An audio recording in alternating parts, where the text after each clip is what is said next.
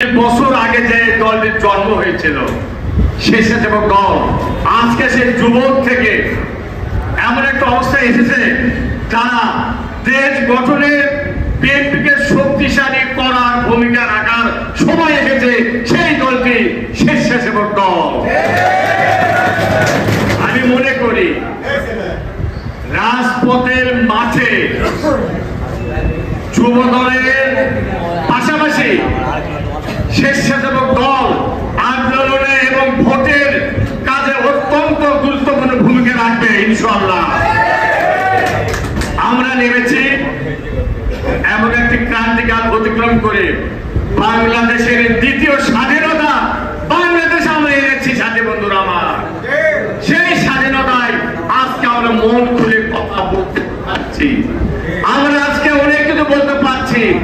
আপনারা জানেন ৭১ সালে দেশ স্বাধীন হওয়ার পর নতুন করে পরাধীন হয়েছে।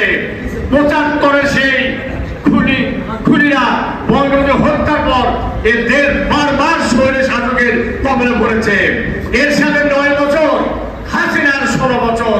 এই অবস্থায় স্বাধীনতার সমস্ত গর্ব খর্ব করেছে এই ফ্যাসিস্ট হাসিনা। সাথী বন্ধুরা আমার, আজকে লক্ষ লক্ষ নেতাকর্মীর মামলা হামলা জেল কাটার বিনিময়ে অজস্র আমাদের ভাইরা গুম হওয়া, খুন হওয়া, আয়না ঘরে পতিত হওয়ার মধ্য দিয়ে আজকে লক্ষ লক্ষ জনতার আন্দোলনের ফসল আজকে দ্বিতীয় বাংলাদেশের স্বাধীনতা। সাথী বন্ধুরা আমার, আমি আজকে এই স্বাধীনে বলতে চাই, আমরা স্বাধীনতায় আমরা উদ্বেলিত আনন্দ হতে চাই না।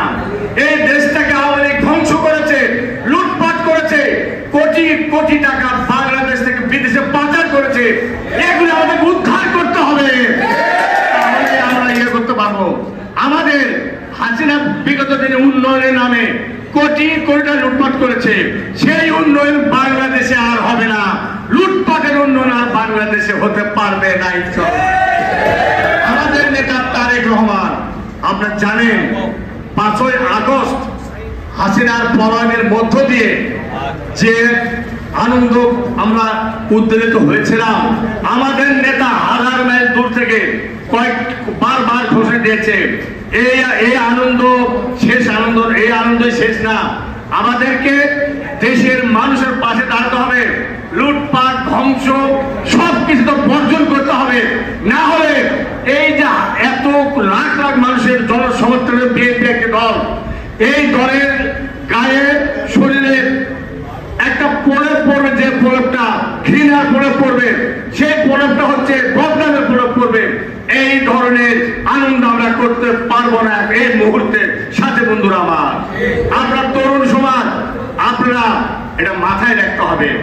আজকে যদি সদরে আপনাদের যেভাবে সংগঠন দাঁড় হয়েছে আরো বৃদ্ধি পাবে, কারণ আজকে এখানে যে কজন আছে আরো শত শত তরুণ আছে, তাদেরকে আপনি ইনপুট করতে হবে। হওয়ার পরে আপনারা দেশের কাজে আসবেন, বিএনপিকে শক্তিশালী কাজে শক্তিশালী করার কাজে আপনারা আসবেন। না হলে আগামী নির্বাচন যে হবে সেখানে যেন আমাদের গায়ে যেন কোনো গন্ধ দুর্গন্ধ না লাগে। আমরা দেশের কাজ করতে যদি চাই, বিএনপিকে সুনাম যদি অক্ষুণ্ণ রাখতে চাই, তাহলে আমরা যে কোনো ধ্বংসাত্মক, যে কোনো লুটপাট, যে কোনো অপকর্ম থেকে দূরে থাকবো। বিএনপি সে এমন একটি দল যারা লুটপাট অতীতেও করে নাই, বর্তমানে সারা করবে না, এটা আমি বলতে পারি। সাথী বন্ধুরা আমার, আপনারা জানেন আরো দল আছে বর্তমানে বাংলাদেশে, তারা কিন্তু অনেক বড় বড় কথা বলছে। তারা কিন্তু সুনামের চাদরে নিজেদেরকে প্রতিষ্ঠিত করতে চাচ্ছে। তা আমি বলতে চাই, ২০ কোটি মানুষের মধ্যে বিএনপি বাংলাদেশের সবচেয়ে জনপ্রিয় দল। তাই যদি না হতো ৫ তারিখে হাসিনা পরনের মধ্য দিয়ে আওয়ামী লীগের আর কারো কথা বলার একটা লোক আমরা খুঁজে পাচ্ছি না। আর বিএনপি কি করেছে? আমার নেত্রী ৮ বছর জেলখানে আছে, ১৭ বছর যারা ক্ষমতার বাইরে আছে। আমরা কি ঘর থেকে পালিয়ে ভারত থেকে পাকিস্তানে গেছি? বাংলার মাটিতে আমরা মাথা ধরে দাঁড়িয়ে আছি। লক্ষ লক্ষ বাংলা আমাদেরকে ধ্বংস করতে পারে না, আমাদেরকে পালাতে বাধ্য করতে পারে না। যেখানে আমরা বারবার গিয়েছি আমরা ভয়ে ভীত ছিলাম না। একে বলে বিএনপি, একেই বলে বাংলাদেশের 20 কোটি মানুষের সবচেয়ে জনপ্রিয় ভালোবাসার একটি সংগঠন জাতীয়তাবাদী দল বিএনপি।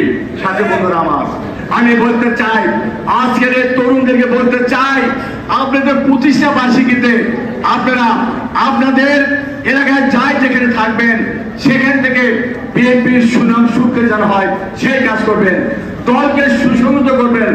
যদি আপনার ভাই ছাত্র থাকে, যদি যুবক থাকে, যদি মুরব্বী থাকে, তাদেরকে বুঝাবেন বিএনপির পতাকা দল আসুন, অন্য কোনো স্থানে যাবেন না।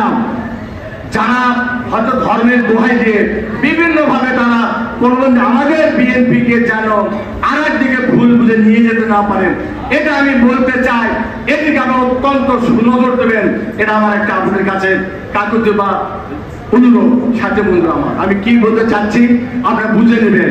আমি খোলাখুলি এর চেয়ে বেশি বলতে পারবো না, কারণ